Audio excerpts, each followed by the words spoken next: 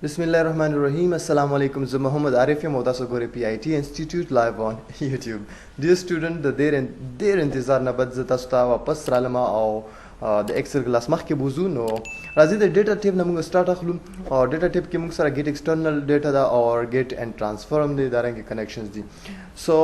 گیټ ایکسټرنل ډیټا مطلب دا چې کله موږ ایکسل ته یو بل فایل راولو نو د ته موږ وایو د ټیپ کې موږ هغه کار کوو چې د بار نه یو بل فایل موږ دلته کې کله راولو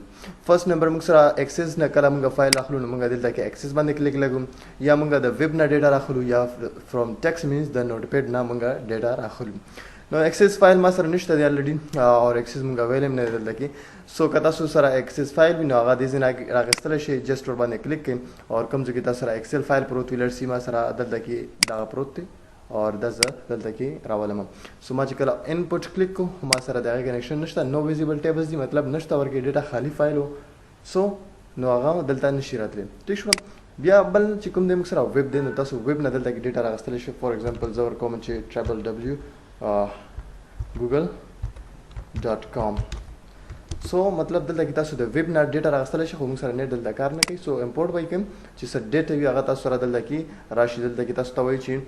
کوم ځای کې تاسو خوښوئ نو هغه ځای کې اوکې کوي هغه ډیټا به تاسو راشي سو unexpected errors دلته کې راځي دلته کې موږ سره فیل شو ځکه چې موږ سره دلته کې ډیټا نشته دی سوري نیټ نو هغې وجې نه موږ ډیټا چې کوم دی هغه خپله نشو راغستلی کلیر شوه که نه نو په دې طریقې سره تاسو ډیټا د بار نه راغستلی شئ او دې نه علاوه موږ سره ویب شو او ایکسس تاسو ته ما کلیر کړو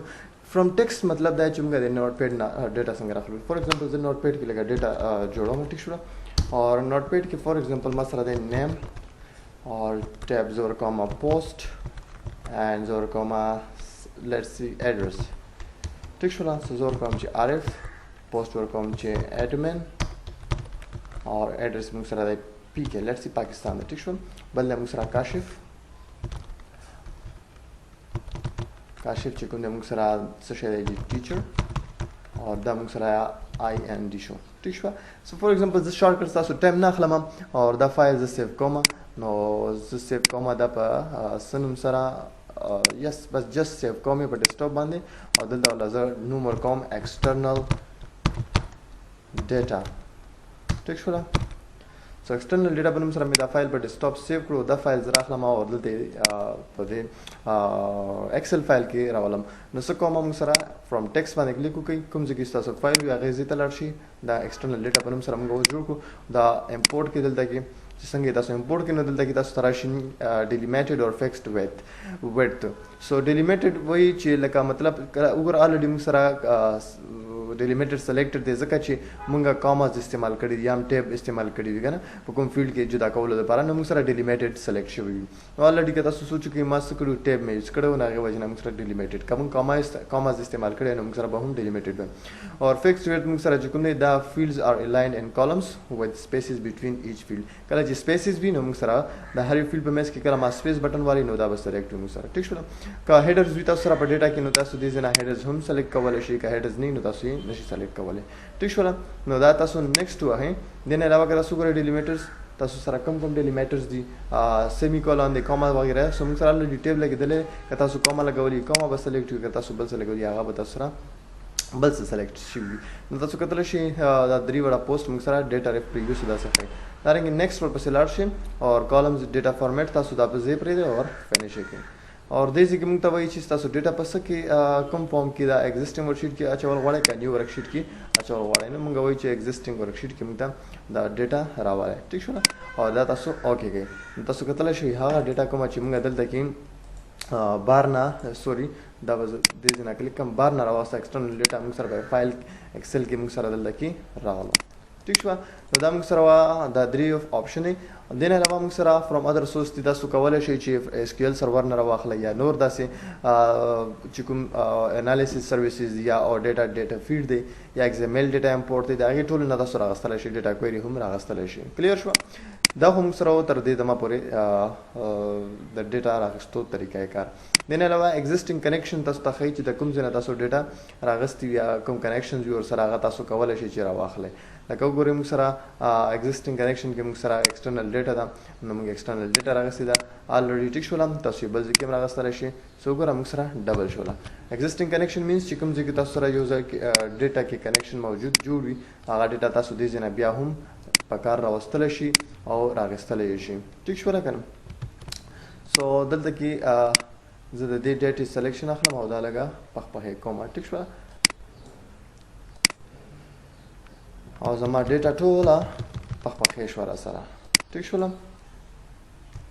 سو زه به دې طریقې سره وکړم کلیر شو نو تاسو وکتل چې زموږ ډیټا څه دا رنګې طریقې سره موږ څه کړه راوستله ایگزیسټینګ کنیکشنز موږ ته دلته کې ښایي تاسو کولی شئ که بل ځای کې تاسو سره پروت وي هغه فایل هم تاسو راغستلی شئ اوکې ګډ سو دې نه علاوه موږ سره نیو بل چې کوم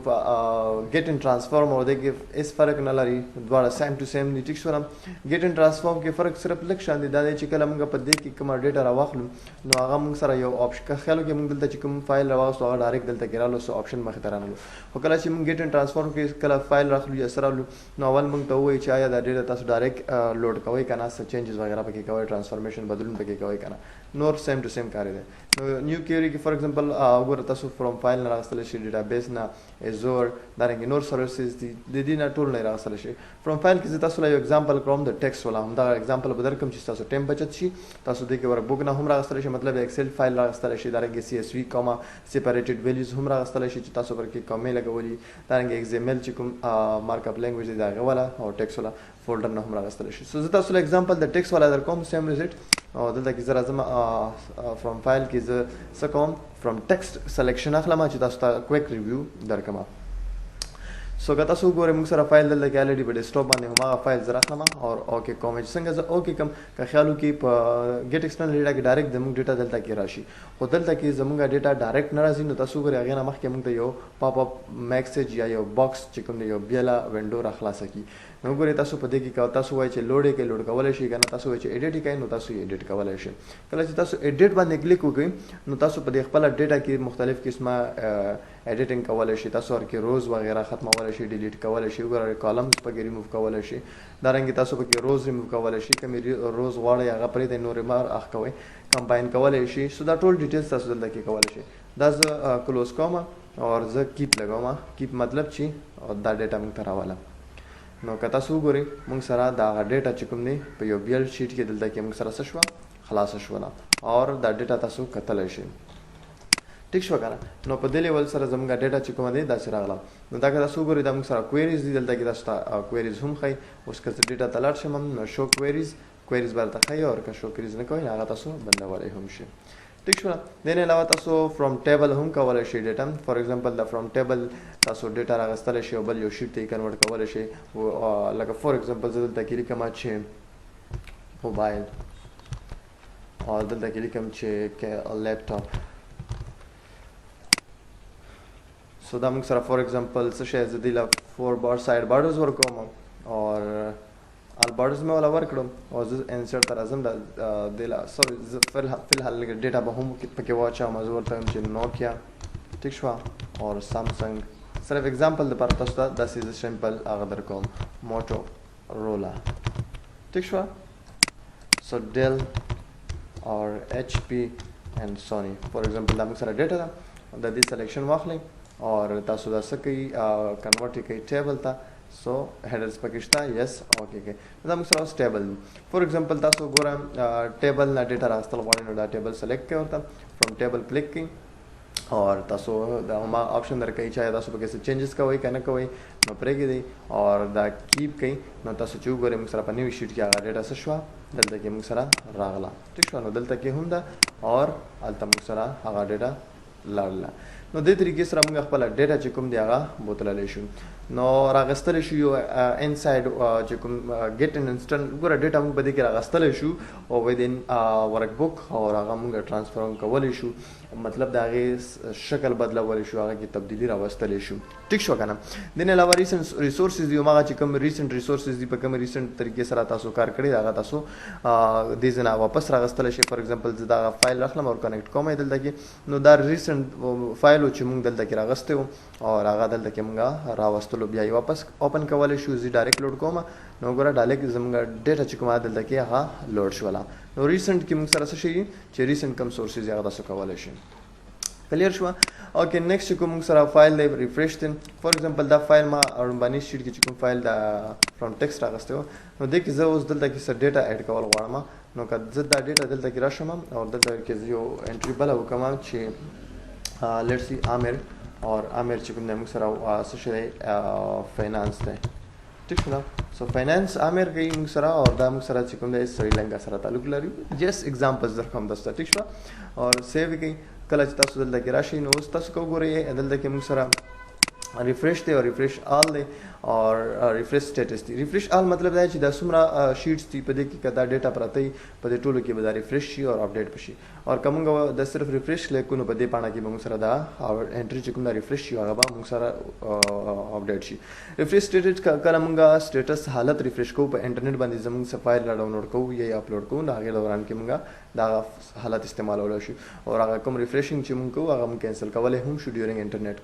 ٹھیک شو. کنیکشن پراپرټیز دی موږ سره هغه کنیکشن پراپرټیز کې موږ سره چې کوم دی ریفریش کنټرول دی. په دې کې څه خبره درته کوم، په دې کې ګوره ریفریش کنټرول کې موږ سره څه شي پرومپټ فار فایل نیم آن ریفریش. نو جلدی سره د فایل نیم چې کوم دی هغه په ریفریش سره څه شي بدل شي. که تاسو غواړئ چې ریفریش ایوری خپل منټس ورته وښایئ چې هغې منټس بعد دی ستاسو ډیټا خپله ریفریش کېږي، او یا تاسو دا سلیکټ کړئ چې ریفریش شي ډیټا چې کله ستاسو فایل اوپن کېږي. ٹھیک شو. نو په ریفریش دیس کنیکشن وین ریفریش آل، چې کله ریفریش آل کلیک کړي نو دا ټول کنیکشن د موږ سره څه شي ریفریش شي. سو دا موږ سره د ریفریش کنټرول یوسیج و. ٹھیک شو که نه. اوکې سو زه اوس تاسو ته د ریفریش اگزامپل درکم. نو دا ټول خو موږ ډسکس کړ سوري دا دې ځای پورې. اوس زه تاسو ته ریفریش وښیم نو تاسو وګورئ چې کله تاسو دا ډیټا کې موږ که خیال وکړو چینجز وکړو انټري مو کړه، نو دې کې زه اوس ریفریش لګوم. نو دې ځای کې تاسو کلیک وکړئ او ریفریش باندې کلیک وکړئ. تاسو ته هغه فایل وایي موږ ته وښیم. نو ډیسکټاپ باندې موږ سره ډیټا ایکسټرنل فایل